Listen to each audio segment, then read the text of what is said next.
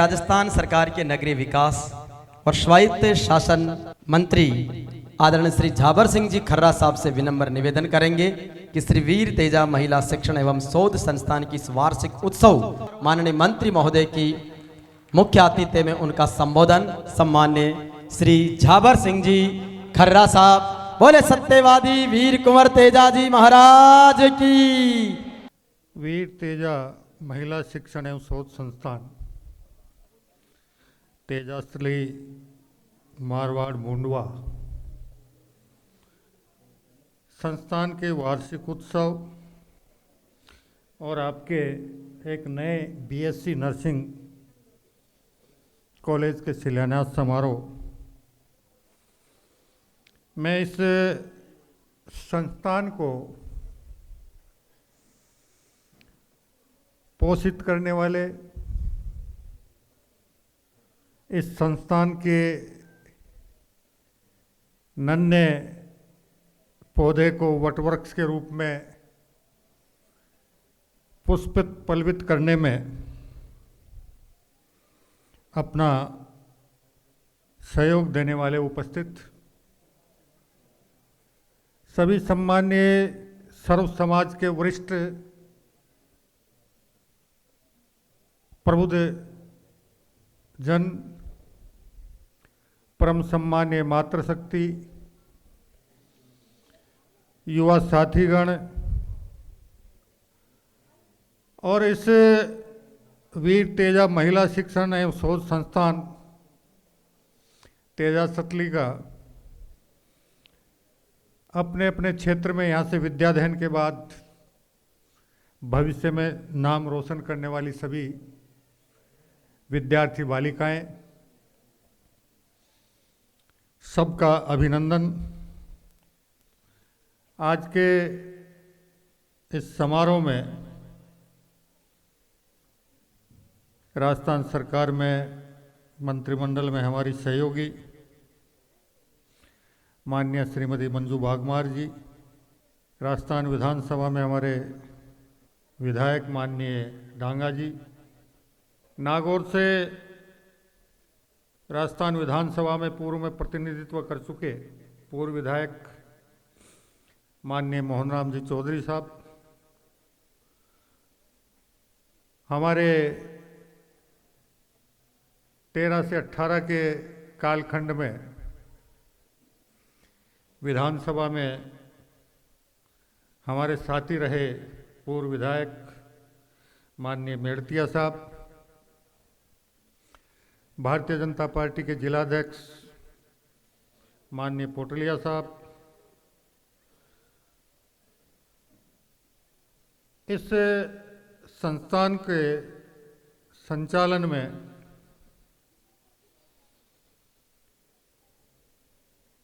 अपना समय देने वाले और संस्थान के अध्यक्ष माननीय पूर्व सांसद, राजस्थान लोक सेवा आयोग के पूर्व अध्यक्ष माननीय सी.आर. चौधरी साहब, इस संस्थान को समय समय पर आर्थिक रूप से पल्वित पोषित करने वाले भामाशाह श्री माननीय माधवदास जी मोदी साहब, माननीय श्री अशोक जी समदड़िया साहब, इस संस्थान के कार्यकारी अध्यक्ष माननीय श्री संजीव जी डांगावास साहब, इस संस्थान के सचिव माननीय श्री सुखराम जी फिड़ोदा साहब और इस संस्थान के विभिन्न विद्यालयों महाविद्यालयों में इन बालिकाओं को शिक्षा अध्ययन के साथ साथ सुशिक्षित और सुसंस्कारित बनाने में प्राणपण से जुटे हुए सभी सम्मान्य शिक्षकगण बंधु, उपस्थित अधिकारी बंधु, सम्मानित मंच, सबका अभिनंदन। सबसे पहले मैं लोक देवता सत्यवादी वीर तेजाजी महाराज के चरणों में नमन करते हुए इस संस्थान की रूपरेखा तैयार करने वाले और इस क्षेत्र में इस शिक्षण संस्थान रूपी एक नन्हे पौधे का बीजारोपण करने वाले हमारे राजस्थान सरकार में मंत्री रह चुके, यहाँ का सांसद रह चुके और उससे पहले पुलिस सेवा में अपना सर्वोत्तम सेवा काल देने वाले स्वर्गीय आदरणीय भंवर सिंह जी डांगा साहब को भी नमन करना चाहूँगा।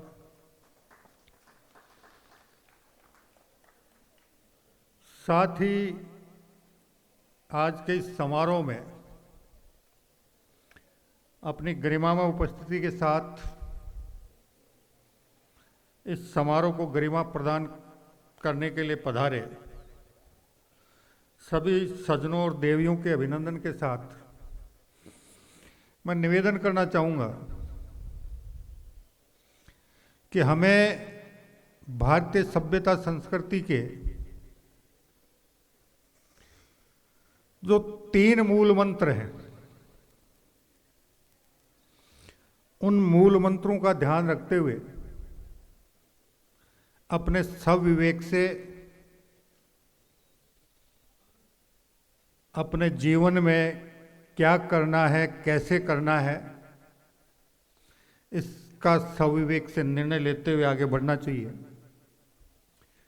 भारतीय सभ्यता संस्कृति में भूतकाल, वर्तमान काल और भविष्य काल 3 बातों को सर्वाधिक महत्व दिया गया है। भूतकाल का अर्थ है कि भूतकाल में हमारे पूर्वजों ने समाज के उत्थान के लिए, मानव के उत्थान के लिए जो भी सर्वोत्तम कार्य किए, उन सर्वोत्तम कार्यों को वर्तमान में आगे बढ़ाना चाहिए और भूतकाल में बुजुर्गों से, पूर्वजों से कोई कमी खामी रही हो, उस कमी खामी को वर्तमान में सुधार करना चाहिए और भूतकाल के और वर्तमान के अच्छे कार्यों को, अच्छे कर्मों को, सद शिक्षा और सद संस्कार को भविष्य काल यानी आने वाली पीढ़ियों को स्थानांतरित करना चाहिए। ये मानव समाज की एक श्रृंखला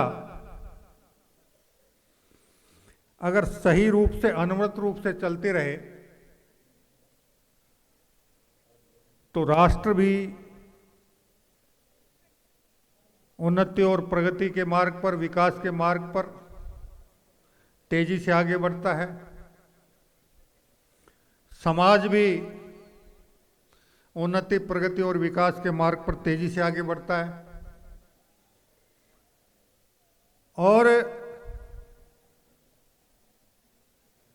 मानवता भी वर्तमान काल से लेकर भविष्य काल तक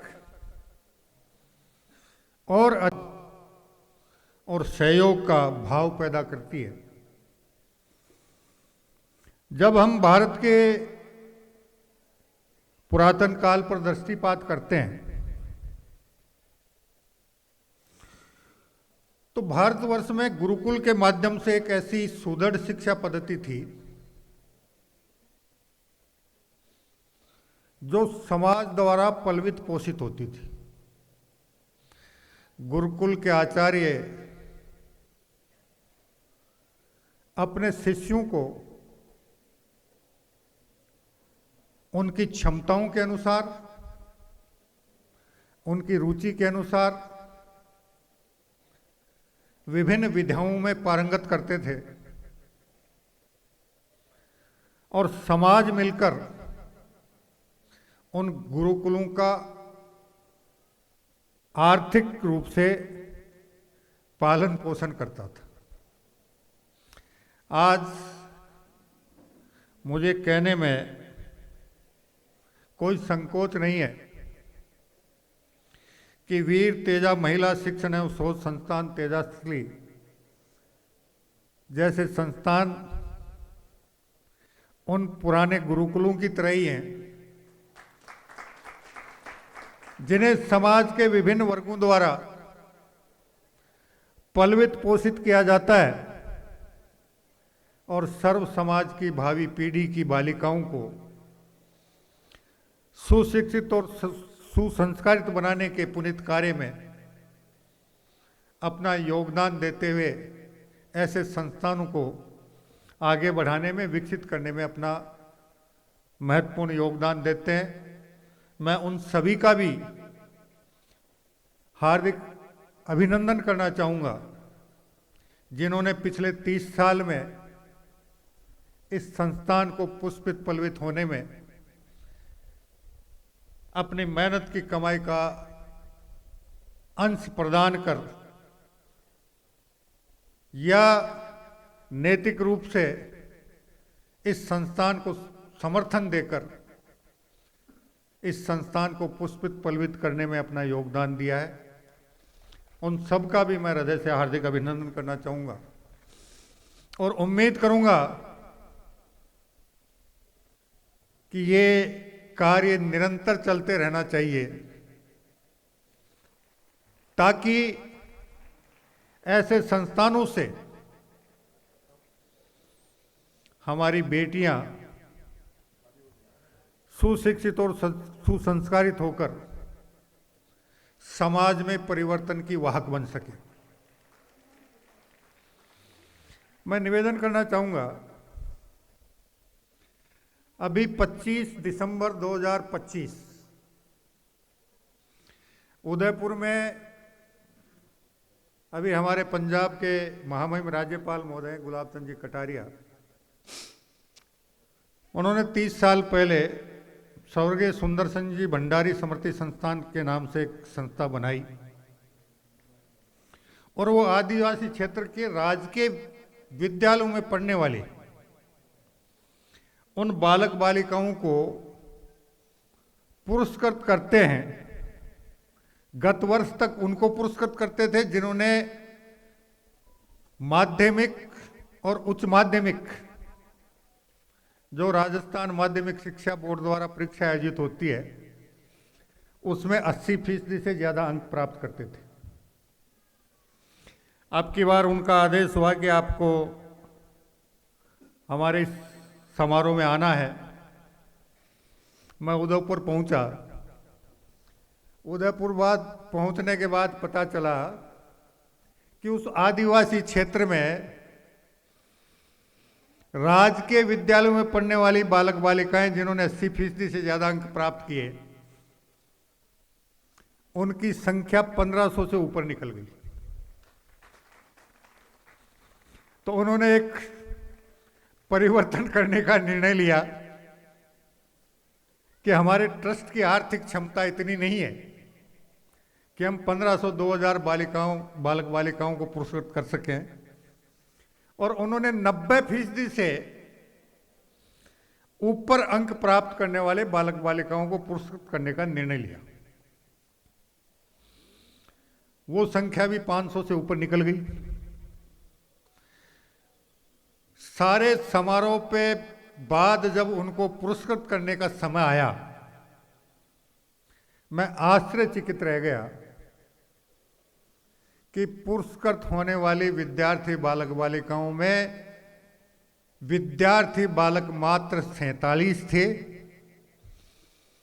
और 500 से अधिक बालिकाएं ही बालिकाएं पुरस्कार प्राप्त कर रही थी। उसके बाद मेरे मन में, मेरे दिमाग में, जब मैं क्षेत्र में भ्रमण करता हूं तो कई चित्र उभर कर सामने आने लगे। जब परिवार के अभिभावक, परिवार के माता पिता, परिवार के बुजुर्ग बेटों को सूट बूट लगाकर टाई बांधकर किसी निजी विद्यालय की बस का इंतजार करते हुए दिखाई पड़ते थे,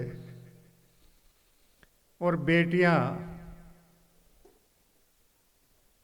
कंधे पर बस्ता लटकाए सरकारी विद्यालय की तरफ प्रस्थान करती हुई दिखाई देती थी। जयपुर आकर मैंने इस बारे में आगे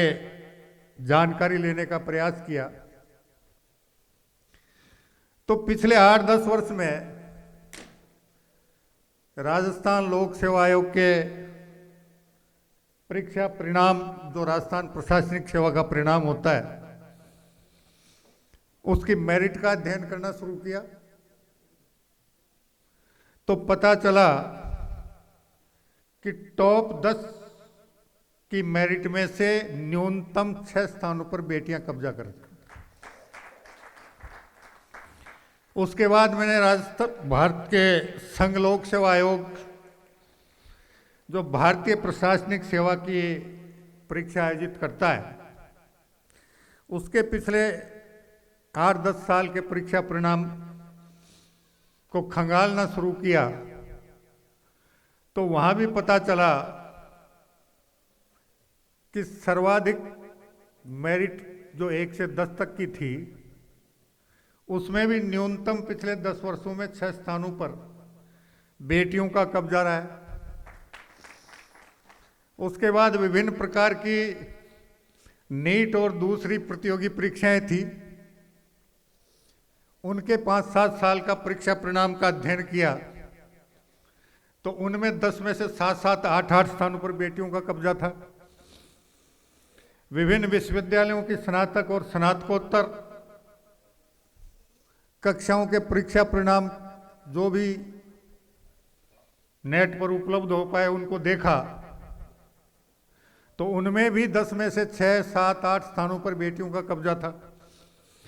और वो भी उस स्थिति में जब विद्याध्ययन के बाद, घर जाने के बाद उनकी माँ या दादी थोड़ा बहुत घर के काम में हाथ बटाने का उनसे आग्रह भी करती हैं और वो हाथ भी बटाती हैं। और बेटों को पूरी छूट देने के बाद भी मुझे ये कहने में कोई संकोच नहीं है कि जो सुविधाएं उनके अभिभावक उनको विद्याध्ययन के लिए देते हैं, उसके मुताबिक वो परीक्षा परिणाम प्राप्त करने में सफल नहीं होते। अब ये समय विचार करने का आ गया है कि अब तक जो भेदभाव बेटे और बेटी के रूप में उसको शिक्षा दीक्षा दिलाने में, उसको सुविधाएं दिलाने में जो होता रहा है, उसको समाप्त कर बेटियों को भी उतनी ही सुविधाएं,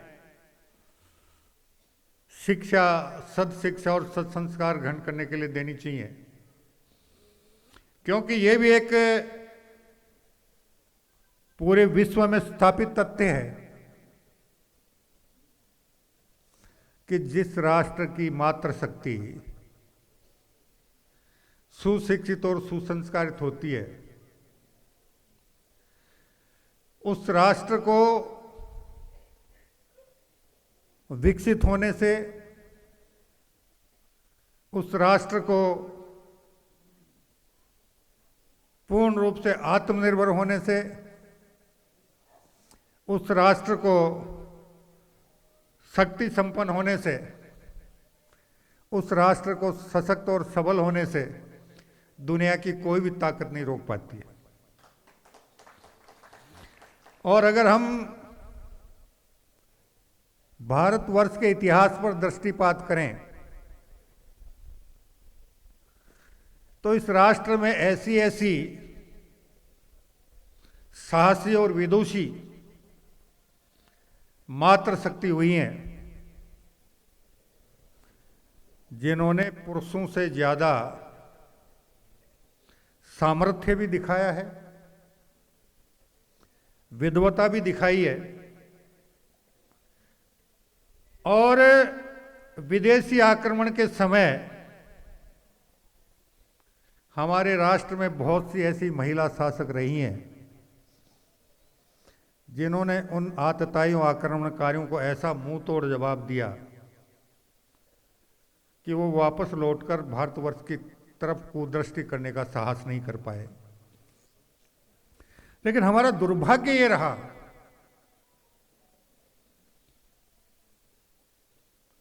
कि शुरुआत में भारतवर्ष पर जब जब भी किसी विदेशी आक्रांता ने कुदृष्टि डालने की कोशिश की, उस समय की जो भी शासन व्यवस्था 1200 साल पहले थी, 1500 साल पहले थी, उन्होंने संयुक्त रूप से उनको ऐसा मुंह तोड़ जवाब दिया। और इतिहास में यह भी उल्लेखित है कि विश्व विजय के भाव के साथ जिस सिकंदर ने पूरे विश्व में तांडव मचाया, भारत में आकर उसको भी मुंह की खानी पड़ी थी। लेकिन दुर्भाग्य रहा कि समय के साथ साथ उस समय की शासन व्यवस्था में भी एकता और भाईचारे और अपने राष्ट्र के प्रति प्रेम का जो भाव था वो धीरे धीरे दुर्बल हुआ। और फिर एक स्थिति वो भी आई जब एक संयुक्त भारतवर्ष का शासन विभिन्न हिस्सों में बटा और बंटने के बाद जब भी कोई विदेशी आक्रमणकारी किसी राज्य पर आक्रमण करने आया तो दूसरा पड़ोसी राज्य दीवार पे से सर उठाकर ये देखता रहा कि लड़ाई कैसी चल रही है। और उसका परिणाम ये हुआ कि हम 1000 साल तक उस पीड़ा को भोगा। लेकिन दुर्भाग्य तब शुरू हुआ जब आजादी से पहले ही इस षड्यंत्र की शुरुआत हो गई कि इस भारतवर्ष के गौरवशाली इतिहास को उसकी आने वाली पीढ़ियों तक नहीं पहुंचने देना चाहिए। और आजादी के बाद भी ये षड्यंत्र जारी रहा। और जिन महापुरुषों ने, जिन राष्ट्रभक्तों ने अपनी मातृभूमि की गुलामी की बेड़ियां काटने के लिए, इस राष्ट्र की एकता अखंडता के लिए, इस राष्ट्र को आजाद कराने के लिए जिस साहस और वीरता का परिचय देते हुए अपना सर्वस्व अर्पण के भाव के साथ समर्पित किया, उन्हें इतिहास से दूर कर दिया गया। और हमें पढ़ाया गया कि विदेशी आक्रमणकारी महान थे और जो योद्धा इस राष्ट्र की एकता अखंडता और स्वतंत्रता के लिए लड़े, उन्हें हमें अपराधी, आतंकवादी और युद्ध अपराधी के रूप में पिछले वर्षों तक पढ़ाया जाता रहा। अब जरूर परिवर्तन आया है। भारत की नई शिक्षा पद्धति में ये प्रयास किया जा रहा है कि इस भारतवर्ष के गौरवशाली अतीत का इतिहास सही सही रूप में चित्रित हो और जो अलगाववादी, आतंकवादी, आक्रमणकारी थे उनको आतंकी और आक्रमणकारी के रूप में राष्ट्र की भावी पीढ़ी के सामने इतिहास में प्रस्तुत किया जाए। और जो राष्ट्रवादी थे, जो राष्ट्र के लिए सर्वस्व अर्पण के भाव के साथ अपने आप को मिटाकर हमें ये आज़ादी की हवा में सांस लेने का मौका देकर गए, उनको इस राष्ट्र के सच्चे सपूतों के रूप में इतिहास में चित्रित कर इस राष्ट्र की भावी पीढ़ी को अवगत कराया जाए, उन्हें पढ़ाया जाए। और ये प्रयास निश्चित रूप से सफल होगा तो इस प्रकार के गुरुकुल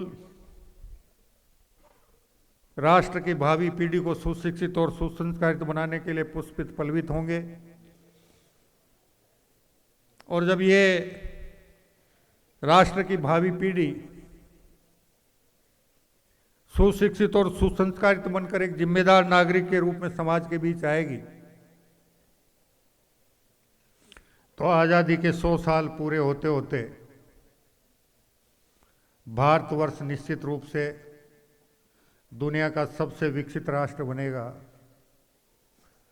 सर्वाधिक आत्मनिर्भर राष्ट्र के रूप में पूरी दुनिया में अपनी पहचान बनाएगा, दुनिया का सबसे सशक्त और सबल राष्ट्र के रूप में अपनी पहचान बनाएगा और दुनिया में सर्वाधिक सामाजिक समरसता वाले राष्ट्र के रूप में अपनी पहचान बनाने में सफलता प्राप्त करेगा। उस दिन जब अपने जीवन का संध्या काल होगा तो हम हमारी भावी पीढ़ी की इस उपलब्धि पर हमें भी गर्व करने का अवसर प्राप्त होगा। हम भी गौरवान्वित होंगे कि हमने हमारी भावी पीढ़ी को सुशिक्षित और सुशिक्षित बनाने के लिए जितना कम हमसे बन पड़ाव करने का प्रयास किया, उसमें सफलता मिली। उसका परिणाम अब हम सुखद रूप में देखने हैं। ये आने वाला समय निश्चित रूप से हमें देखने को मिलेगा। इन्हीं शुभकामनाओं के साथ मैं वीर तेजा महिला शिक्षण एवं शोध संस्थान मारवाड़ मुंडवा तेजाश्री के उज्जवल भविष्य की कामना करता हूँ। इस विद्यालय में पढ़ने वाली सभी हमारी बालिका बेटियों के उज्जवल भविष्य की कामना करता हूँ और उम्मीद करता हूँ कि वो यहाँ से सुशिक्षित और सुसंस्कारित होकर समाज में एक बदलाव लाने में निश्चित रूप से सफलता प्राप्त करेंगी। क्यों? क्योंकि मुझे कुछ कड़वी बातें भी और कहनी है।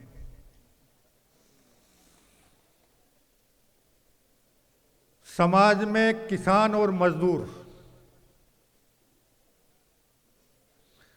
दो ऐसे वर्ग हैं जो विपरीत प्राकृतिक परिस्थितियों में कड़ी मेहनत करते हैं और उसके बाद इस मातृभूमि की रक्षा के लिए, इस मातृभूमि की एकता और अखंडता के लिए सीमा पर सन्नद्ध हमारे जवान भी विपरीत प्राकृतिक परिस्थितियों में इस राष्ट्र की एकता और अखंडता के लिए अपना सर्वस्व अर्पण करने का भाव रखते हैं। लेकिन दुर्भाग्य हमारा यह है, कह दूं कोई बात, हमारा दुर्भाग्य यह है कि हम सकारात्मकता के बजाय कई बातों में नकारात्मकता की तरफ ज्यादा तेजी से बढ़ते हैं।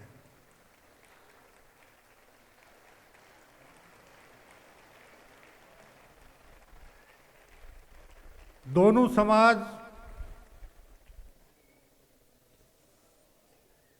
किसान और मजदूर दोनों वर्ग एक दूसरे को आगे बढ़ाने में सहयोग करने के बजाय टांग पकड़कर नीचे डालने में ज़्यादा रुचि प्रदर्शित करते हैं। हमें इस भाव को समाप्त करना होगा और जिस दिन हम इस भाव को समाप्त कर देंगे और हमारे मन में ये भाव उत्पन्न होना शुरू हो जाएंगे कि मेरा बराबर का पड़ोसी या मेरा बराबर का भाई या मेरे गांव का कोई भी व्यक्ति सामाजिक और आर्थिक रूप से आगे बढ़ रहा है, तो उससे ईर्ष्या करने के बजाय अगर हमारे मन में प्रतिस्पर्धा का भाव उत्पन्न हो कि मैं भी कड़ी मेहनत करूंगा,